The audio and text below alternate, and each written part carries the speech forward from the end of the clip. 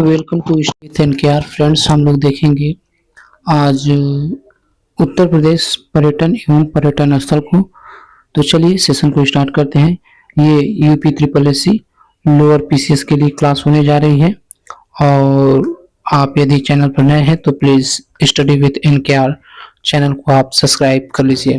तो चलिए हम फर्स्ट क्वेश्चन से चलते हैं कि यूपी नहीं देखा तो इंडिया नहीं देखा, ये उत्तर प्रदेश पर्यटन टैगलाइन है। तो पहला क्वेश्चन यह बन सकता है कि उत्तर प्रदेश पर्यटन टैगलाइन क्या है।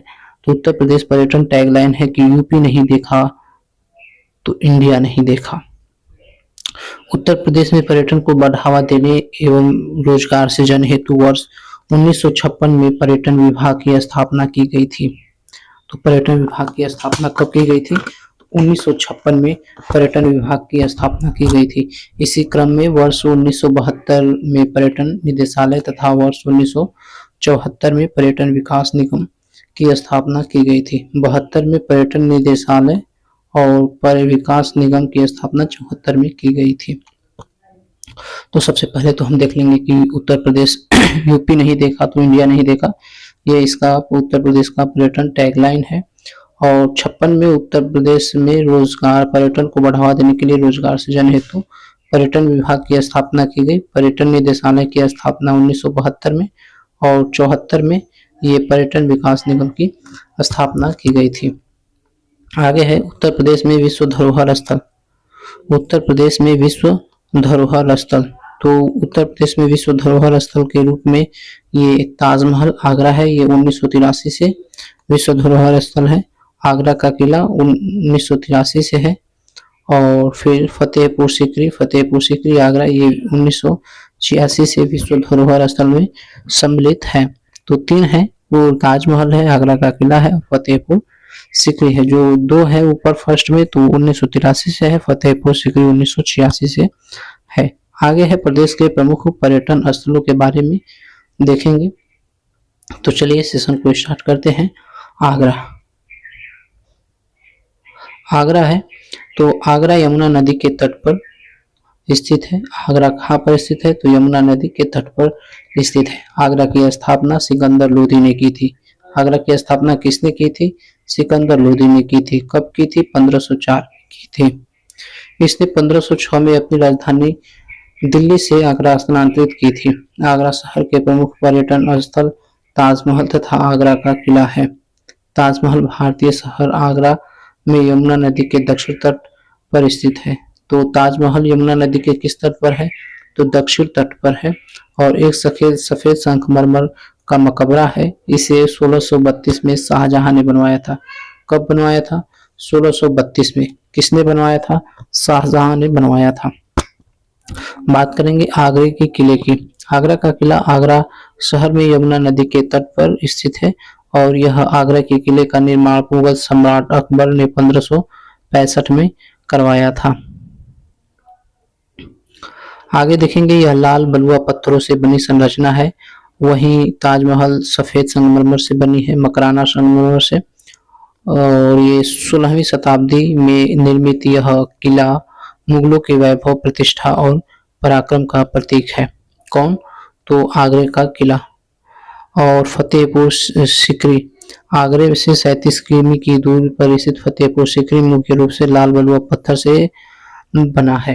इसे मुगल सम्राट अकबर ने शेख सलीम चिश्ती के सम्मान में बनवाया था और इसका निर्माण लगभग 1571 से 1585 के बीच में किया गया था। तो ये रहा आगरा का पर्यटन। अब चलते हैं अयोध्या धाम। तो अयोध्या में सरयू नदी के तट पर स्थित अयोध्या का प्राचीन नाम अयाजसा था। श्री राम की जन्मस्थली होने के कारण तथा भारतीय इतिहास में ऐतिहासिक स्थल होने के नाते कई धार्मिक और ऐतिहासिक स्थान अयोध्या में है। साथ ही जैन धर्म के प्रथम तीर्थंकर आदिनाथ भी अयोध्या से ही हैं। और ऋषभ देव कहाँ से है? अयोध्या से ही है। अजितनाथ, अनंतनाथ का जन्मस्थली भी, ये सभी किन जन्मस्थली अयोध्या में ही हुआ है। और बौद्ध काल में कोसल जनपद को दो भागों में बांटा गया था। कोसल जनपद को दो भागों में बांटा गया था और उन्हीं में से एक जो है उत्तरी भाग जिसकी राजधानी साकेत या अयोध्या थी, दक्षिणी भाग जिसकी राजधानी श्रावस्ती थी। तो आगे बढ़ते हैं कि अयोध्या के प्रमुख स्थल में श्री राम जन्मभूमि, हनुमानगढ़ी, कनक भवन, राम की पैड़ी, मणि पर्वत, बहू बेगम का मकबरा, जैन श्वेतांबर मंदिर तथा बिरला मंदिर आदि है। आगे बढ़ते हैं यूपी की धार्मिक नगरी वाराणसी, धार्मिक राजधानी, रिलीजियस कैपिटल वो है वाराणसी। वाराणसी को काशी के नाम से जाना जाता है। काशी एक आध्यात्मिक एवं पौराणिक नगरी है। काशी का उल्लेख सर्वप्रथम अर्थवेद तथा इसके पश्चात रामायण और महाभारत में भी मिलता है। वाराणसी के प्रमुख पर्यटन स्थल काशी विश्वनाथ मंदिर है, संकट मोचन हनुमान मंदिर, तुलसी मानस मंदिर, अन्नपूर्णा मंदिर, ज्ञानवापी मंदिर, आलमगीर मस्जिद तथा रामनगर किला आदि है। वाराणसी में गंगा नदी के तट पर 84 से अधिक घाट हैं। इनमें से प्रमुख घाट निम्नवत है: 80 घाट है, हरिश्चंद्र घाट है, तुलसी घाट है, मणिकर्णिका घाट, दशाश्वमेध घाट, अहिल्याबाई घाट तथा जानकी घाट है। साथ ही सीता कुंड, राम कथा संग्रहालय, दुर्गा कुंड, पिशाच मोचन आदि कुछ पर्यटन स्थल यहाँ पर है। वाराणसी या बनारस दुनिया के सबसे पुराने शहरों में से एक है। अगला है वाराणसी के ही दर्शन करेंगे और मणिकर्णिका घाट की तरफ हम लोग चलते हैं।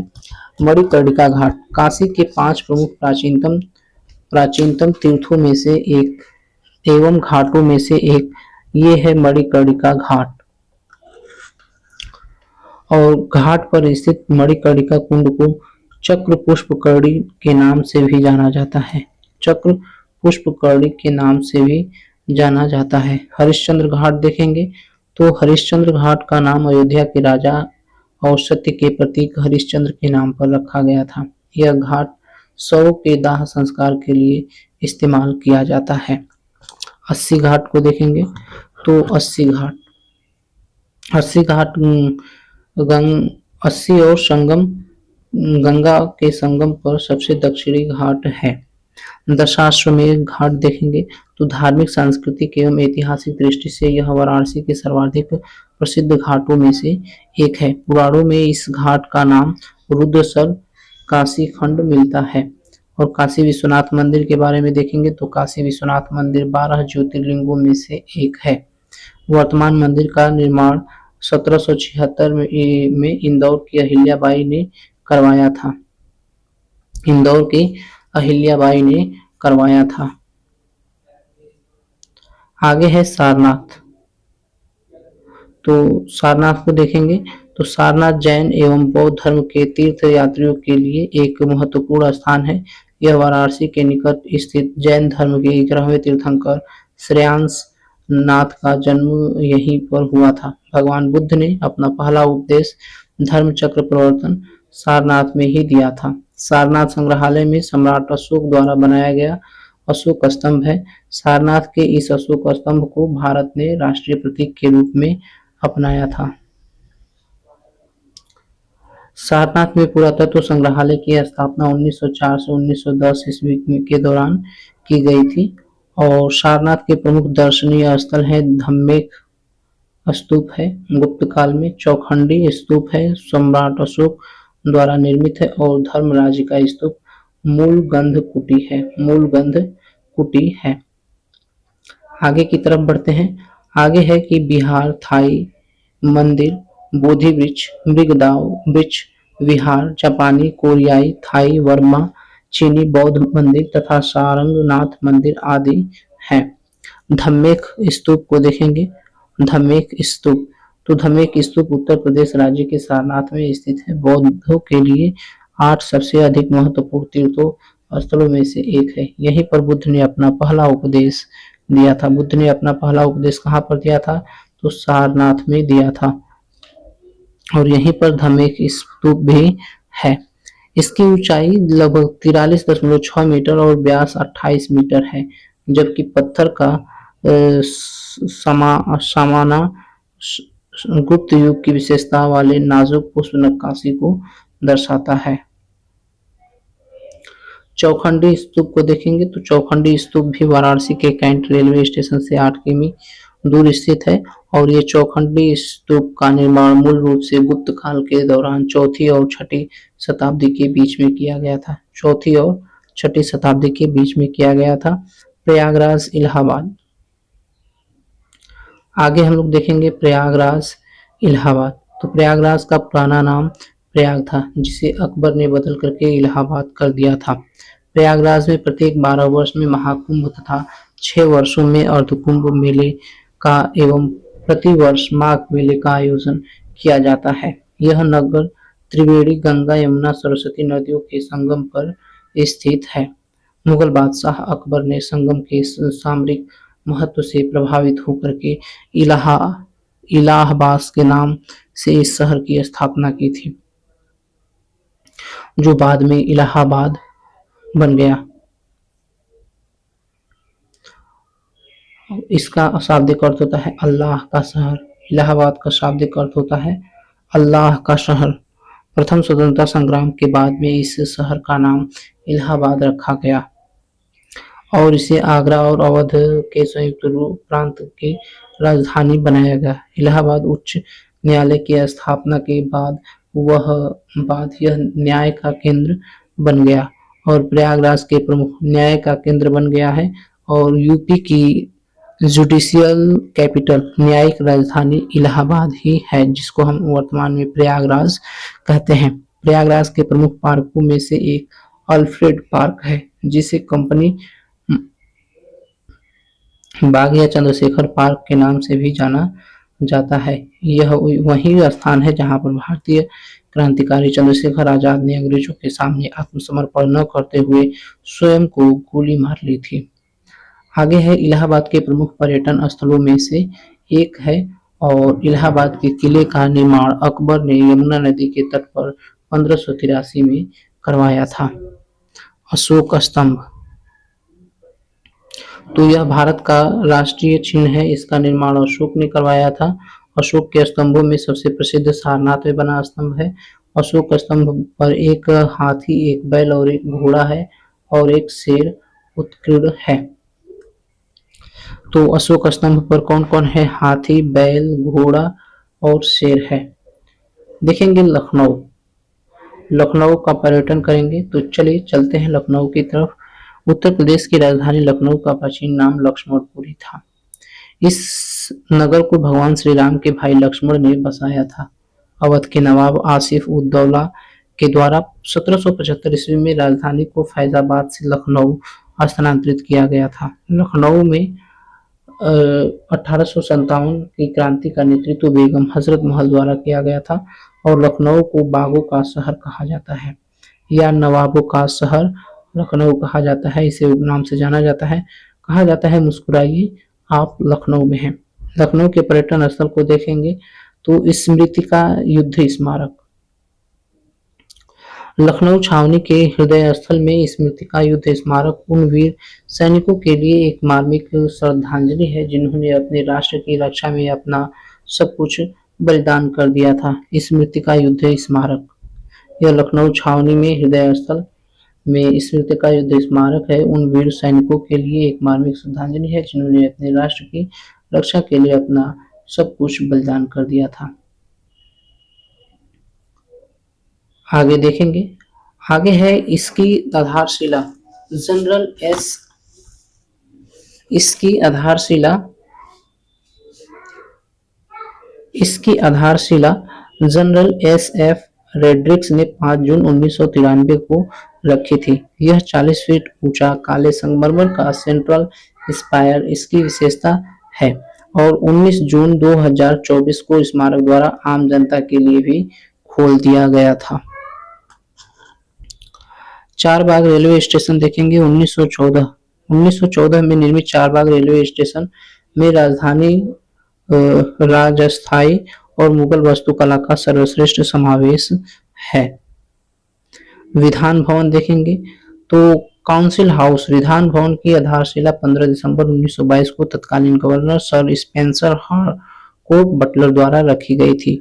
भवन का उद्घाटन 21 फरवरी 1928 को हुआ और इसके मुख्य वास्तुकार सर स्वीनन जैकब और श्री हीरा सिंह थे। यह 20वीं सदी के इंडो यूरोपियन वास्तुकला शिल्प कौशल का उदाहरण है। शहीद स्मारक देखेंगे हम लोग। शहीद स्मारक गोमती नदी के किनारे स्थित सफेद संगमरमर का बना यह स्मारक वर्ष 1970 के दशक में बनाया गया था। यह उन शहीदों को समर्पित है जिन्होंने स्वतंत्रता संग्राम अपनी जान में गंवा दी थी। शहीद स्मारक गोमती नदी के किनारे स्थित सफेद संगमरमर का बना यह स्मारक 1970 के दशक में बनाया गया था, जिन्होंने स्वतंत्रता के संग्राम में अपनी जान गंवा दी थी। अंबेडकर पार्क को देखेंगे तो यह पार्क डॉक्टर भीमराव अंबेडकर को समर्पित है। यह पार्क गुलाबी पत्थरों से निर्मित है और इसमें सैकड़ों हाथियों की प्रतिमाएं हैं। अवध के चौथे नवाब आसिफ उद दौला ने लखनऊ में रूमी दरवाजा, बबियापुर कोठी, आसफी मस्जिद, बड़ा इमाम बाड़ा, भूल भुलैया तथा दौलत खाना आदि का निर्माण करवाया था। किसने? तो चौथे नवाब आसिफ उद दौला ने। और इसके अतिरिक्त लखनऊ के अन्य पर्यटन स्थल है मोती महल, मुबारक Manzil, Dilkusha Kothi, English House, Hussainabad Clock Tower, 76 Manzil, Lucknow Marine Drive, British Residency, Kaiserbagh Palace तथा चंद्रिका देवी मंदिर आदि ये सभी लखनऊ में है। आगे है झांसी। तो झांसी शहर पहुंच और बेतवा नदी के बीच स्थित वीरता, साहस, बलिदान और आत्म सम्मान का प्रतीक है। झांसी शहर की स्थापना राजा वीर सिंह देव ने की थी। इन्होंने 1613 ईस्वी में पहाड़ी पर झांसी का किला बनवाया था। वर्ष 1842 में झांसी के राजा गंगाधर राव ने मणिकर्णिका से विवाह किया।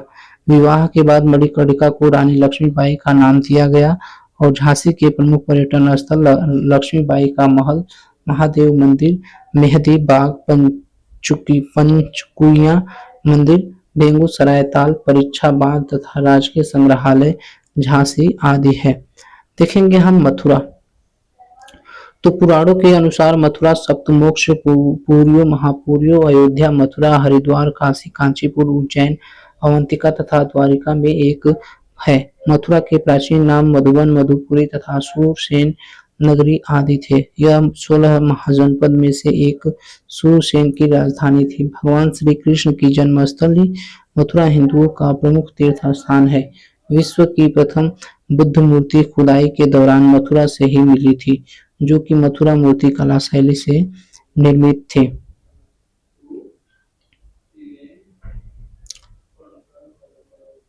श्री कृष्ण जन्मभूमि, द्वारिकाधीश मंदिर, कंस का किला, विश्राम घाट तथा गीता मंदिर आदि मथुरा में स्थित है। वृंदावन जिला मथुरा। वृंदावन उत्तर प्रदेश के मथुरा जिले में स्थित है, एक महत्वपूर्ण एवं धार्मिक स्थान है। वृंदावन को ब्रजभूमि का हृदय भी कहा जाता है। अपनी अनूठी वास्तुकला के कारण गोविंद देव मंदिर वृंदावन के पवित्र स्थलों में से अलग अहमियत रखता है। इसका निर्माण आमेर के राजा मान सिंह ने 1590 ईस्वी में कराया था। वृंदावन के प्रमुख पर्यटन स्थल राधा रमण जी मंदिर के बाके बिहारी जी, प्रेम मंदिर निर्माण जगत गुरु कृपालु महाराज द्वारा किया गया था तथा निधि वन चंद्रोदय मंदिर निर्माणाधीन है। रंगनाथ जी मंदिर द्रविड़ शैली में निर्मित भगवान विष्णु को समर्पित है और श्री राधा वल्लभ मंदिर, मदन मोहन मंदिर, श्री गोपनीय जी मंदिर, श्री अष्टसखी मंदिर, सेवा कुंज, केसी घाट यमुना में तथा गोपेश्वर महादेव मंदिर ये सभी वृंदावन में है। नंदगांव देखेंगे तो नंदगांव मथुरा जिले में स्थित है। यह हिंदू ग्रंथों के अनुसार नंदगांव नंदीश्वर पहाड़ी पर स्थित है। श्री शनि मंदिर कोकिला वन नंदगांव के निकट ही स्थित है।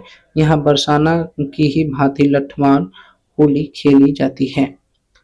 बरसाना देखेंगे तो बरसाना ये मथुरा जिले में वृंदावन के निकट बसा एक ऐतिहासिक शहर है। बरसाना को श्री राधा रानी का जन्म स्थान माना जाता है। श्री राधा रानी मंदिर बरसाना का प्रमुख पर्यटन स्थल है और बरसाना की लठमार होली विश्व प्रसिद्ध है।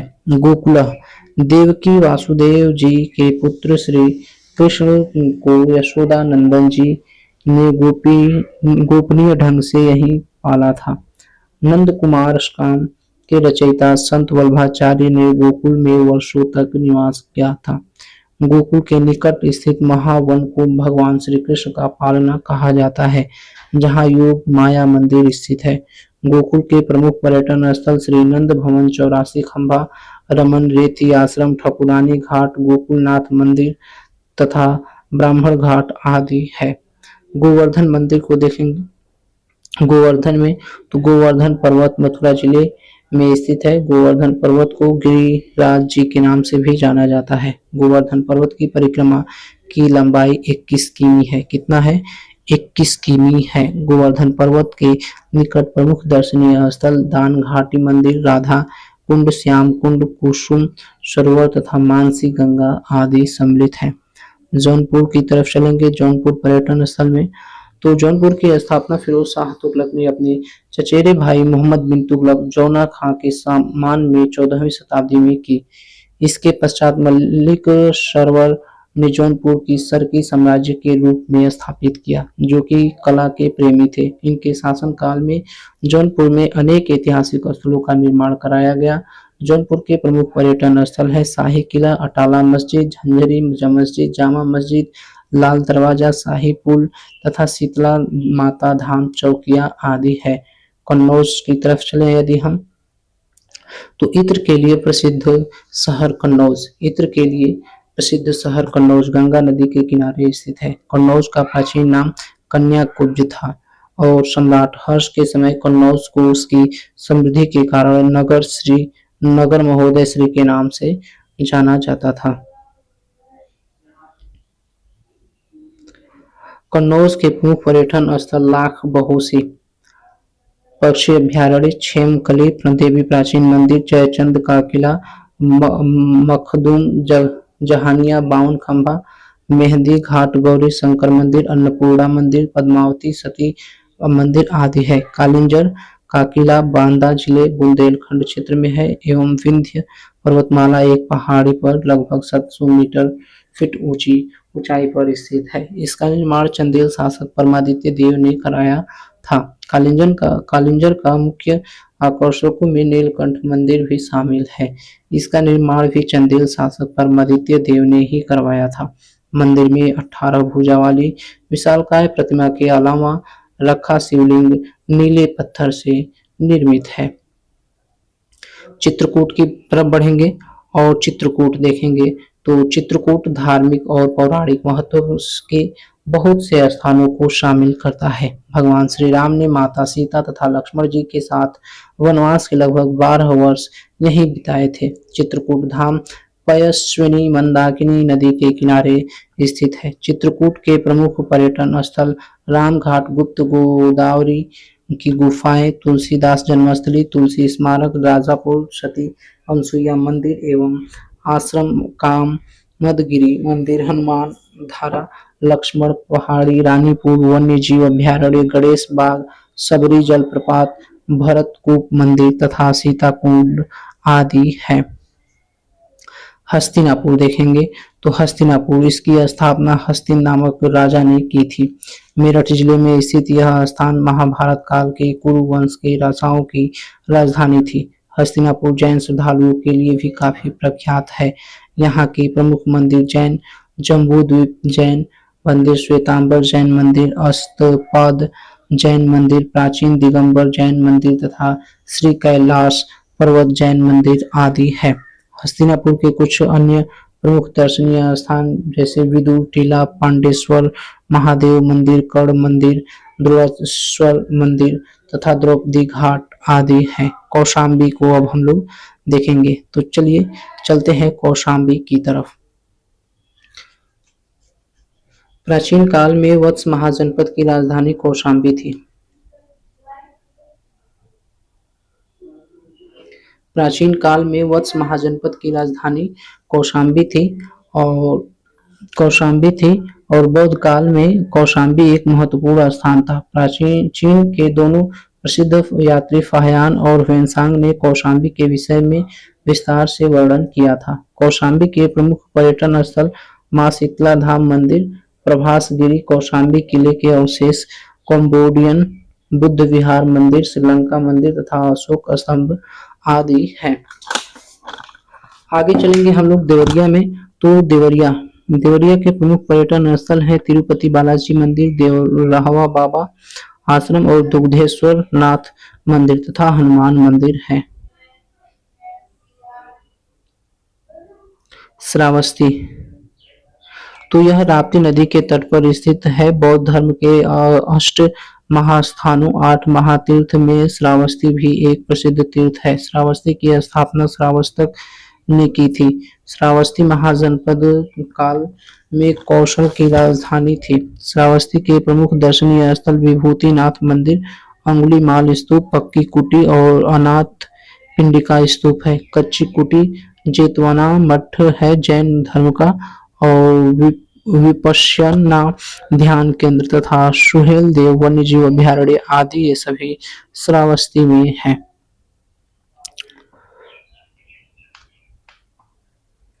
गढ़मुक्तेश्वर जिला हापुड़, गढ़मुक्तेश्वर ये हापुड़ जिला में पड़ता है और इस स्थान में कार्तिक स्नान हेतु शुक्ल पक्ष में एकादशी से पूर्णिमा तक गंगा के तटों पर मेले का आयोजन किया जाता है। मंदिर गढ़मुक्तेश्वर मंदिर, मीराबाई की रेती मुक्तेश्वर महादेव मंदिर, नक्का कुआं तथा कल्याणेश्वर महादेव मंदिर आदि यहाँ पर प्रमुख दर्शनीय स्थल है। अगला है बिठूर। क्या है? बिठूर, तो यह स्थल उत्तर प्रदेश राज्य के कानपुर जनपद में अवस्थित है और बिठूर गंगा के किनारे स्थित प्रमुख शहरों में से एक है। इसको 1857 के प्रथम भारतीय स्वतंत्रता संग्राम के प्रमुख स्थलों में से एक माना जाता है। यहाँ पौराणिक वाल्मीकि आश्रम, प्रसिद्ध ब्रह्मवर्त घाट, टिकेत राय मंदिर, नाना राव पेशवा स्मारक उद्यान, ध्रुव टीला इत्यादि ऐतिहासिक दर्शनीय स्थल हैं। कुशीनगर देखेंगे तो कुशीनगर जो है ये महाजनपद काल में कुशीनगर मल्ल महाजनपद की राजधानी थी। गौतम बुद्ध का महापरिनिर्वाण 483 ईस्वी पूर्व में कुशीनगर में ही हुआ था। यहाँ पर भगवान बुद्ध की शयन मुद्रा की प्रतिमा महापरिनिर्वाण मंदिर में है। कुशीनगर में शयन मुद्रा की प्रतिमा कुशीनगर में ही है और सम्राट अशोक ने यहाँ पर कई स्तूपों और विहारों का निर्माण करवाया था। कुशीनगर में रामभर स्तूप, श्रीलंका मंदिर कुशीनगर में है, चीनी बौद्ध मंदिर कुशीनगर में है, वत्थई मंदिर कुशीनगर में है और बुद्ध संग्रहालय प्रमुख दर्शनीय स्थल भी ये सब कुशीनगर में स्थित है। जैन धर्म के 24वें एवं अंतिम तीर्थंकर महावीर स्वामी ने पावापुर जो कुशीनगर जिला में पड़ता है में अपना जीवन का अंतिम उपदेश दिया था। आगे देखेंगे गोरखपुर। बुद्ध ने कहा दिया था? तो श्रावस्ती में दिया था। गोरखपुर देखेंगे तो गोरखपुर एक प्रमुख दार्शनिक स्थल है। गोरखनाथ मंदिर, विष्णु मंदिर, गीता वाटिका, राम गढ़ताल, गीता प्रेस, सबसे प्रसिद्ध प्रकाशन कल्याण पत्रिका और विंध्यावासिनी पार्क तथा चौरी चौरा शहीद स्मारक आदि ये गोरखपुर में है। नैमिषारण्य गोमती नदी के तट पर सीतापुर जिले में स्थित है। नैमिषारण्य का अपना ही धार्मिक और पौराणिक महत्व है। नैमिषारण्य को 88,000 ऋषियों की तपोस्थली भी कहा जाता है। भगवान श्री राम ने गोमती नदी के तट पर यहाँ अश्वमेध यज्ञ किया था नैमिषारण्य में। आगे देखते हैं महर्षि वेद व्यास ने यहीं पर वेद के 4 भागों में बांटा था और पुराणों की कथाएं सुनाई थी। नैमिषारण्य की परिक्रमा 84 कोस की है और नैमिषारण्य के प्रमुख दर्शनीय स्थल व्यास गद्दी है, हनुमानगढ़ी एवं पांडव किला, ललिता देवी मंदिर, भूतेश्वर नाथ मंदिर, चक्र तीर्थ मंदिर, सूत गद्दी, देवेश्वर धाम, राजघाट, पंचमुखी हनुमान मंदिर, त्रिशक्ति धाम और ऋषि दधीची कुंड तथा दशाश्वमेध घाट टीला आदि है। गाजीपुर देखेंगे, गाजीपुर का दर्शन करेंगे तो गाजीपुर शहर गंगा के किनारे स्थित है। यहाँ गाजीपुर के पर्यटन स्थल है ददरी घाट, लॉर्ड कॉर्नवालिस का मकबरा और जलालाबाग का किला। सहारनपुर की तरफ चलते हैं तो सहारनपुर जिले में प्रमुख पर्यटन स्थल मां शाकुंभरी देवी मंदिर है। यह दारुल उलूम देवबंद, नौगजा पीर तथा लखनौती किला है। बाराबंकी बाराबंकी के प्रमुख दर्शनीय स्थल कुंतेश्वर मंदिर, देवा शरीफ, सिद्धेश्वर महादेव मंदिर आदि है। तो इस प्रकार से हमने उत्तर प्रदेश का ये दर्शन कर लिया है। उत्तर प्रदेश का हमने दर्शन कर लिया है, उत्तर प्रदेश के पर्यटन स्थल के। यहाँ से हमने स्टार्ट किया था और इसके आगे जो है हमने पढ़ करके वीडियो अपलोड हो गया है, प्लेलिस्ट में जा करके आप देख सकते हैं। Thanks for watching. Please like, share, comment and subscribe.